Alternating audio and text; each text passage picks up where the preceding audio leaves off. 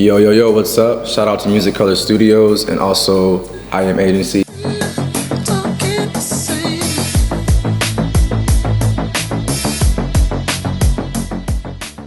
Today is episode 2 of See Life Through My Eyes, and I swear you wouldn't blink. On Instagram, you guys talked about different topics of things you want to know about me and like just, I guess, a little deeper into my life or whatever. And one of the topics you guys were mentioning was sexuality, bedroom experiences, am I ready for a relationship, what do I look for in a relationship, and also like the thoughts of my mind in this creative industry. So let's get to talking about sexuality and bedroom experiences.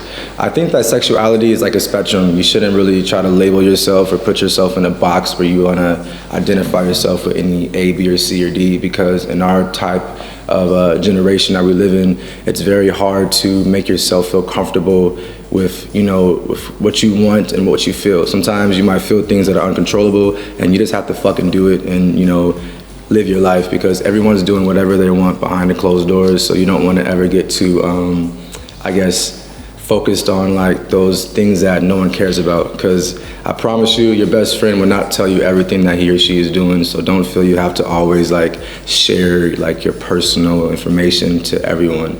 Don't do bad stuff to yourself, but also don't feel bad about something that you can't control of a feeling. Bedroom experiences are interesting because they always deal with something that that usually you want to tell someone or you want to just like maybe walk away from. And I feel like with music, my bedroom experiences actually help me to have a better outlook on on actually what I want to say. So like there could be times when people can say stuff to me when I'm out, and to me, I don't want to look at it as like a hint or a sign. I'm gonna wait till deliberately they say something that will make me think, okay, maybe they want to see me or they want to go home with me. And then when I end up going home with them or asking them to do something, it's really funny how they change their mindset or say, oh no, you can't do this now, or don't think anything's gonna happen. And that's when I write that shit in my music, because there's a lot of people out there that talk so much smack and so much shit, and you have to be able to find a balance of knowing that if people are gonna do something, they're gonna continue with it with actual actions and less talking. A lot of people talk a lot of shit nowadays, man, and like I'm totally like over that, and I'm just trying to find people that want to be a bit more, real and honest and genuine in their approaches. So if you're someone that is talking with people and they're constantly giving you a lot of talk and less actions, cut it out. Ain't no time for that shit no more, man. You gotta do what you wanna do. A funny example, I was out with my friend Daisy, shout out Daisy May, or Daisy Babe, because she's fucking the babe. And there was a few people that we were dancing with. We were having so much fun in the club, and a few people came up to me and said some very like outlandish things, but it was cool. I played around and flirted with it, and I actually approached one of the people about what they said, and I challenged them. And we ended up meeting up actually over the weekend, and then they kind of put me in a place where I feel they had an ego trip. It's like people want to make you feel that you're all that, or maybe in the moment you're shining out of everybody else, and so they want to be part of that shine, but then when actually you're alone with them, they're scared of the intimacy. And like that's the issue with our generation and with the people these days. They don't want to be intimate, they just want to do quick in and outs. And I feel like if you're exploring your sexuality or if you're exploring yourself, like don't get with people that would just like treat you like meat.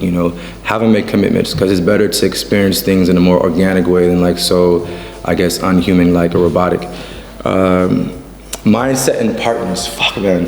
What do I look for in a partner? I'm not looking for a partner, to be honest. I'm very focused right now. I just joined I Am Agency. It's a branding company where we help music artists and any creatives or influencers get deals. I know I'm still up and coming, but I have a platform where I can help out people that I'm inspired by to better their page and make money off their social media. So I really don't have time to really to focus on anything. I'm moving to France next year, and I'm just kind of really focusing on just getting this paper and getting my team together.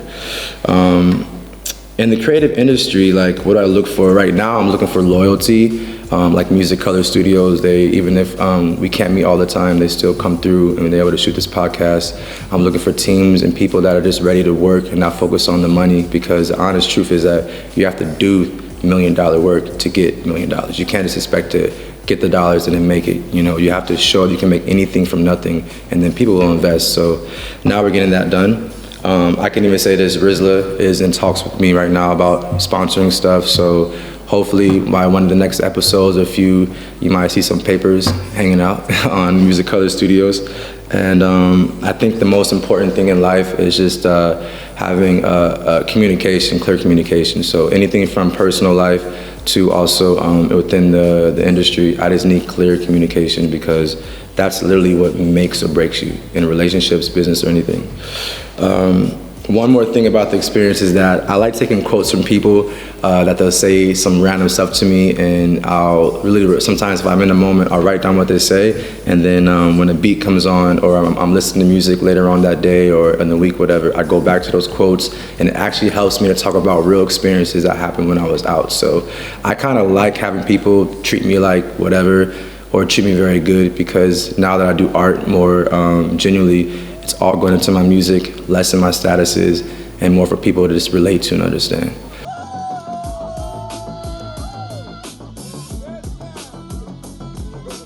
In closing, I would like to give a big shout out to Fashion Gods Clothing. He is the biggest designer in South Africa.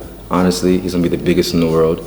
And you will never, ever, ever, ever, ever, ever catch me not wearing nothing but Fashion Gods Clothing in Music Color Studios, the hottest studio in Cape Town, and also soon the world. Let's get it. I'll see you guys next episode, and thank you.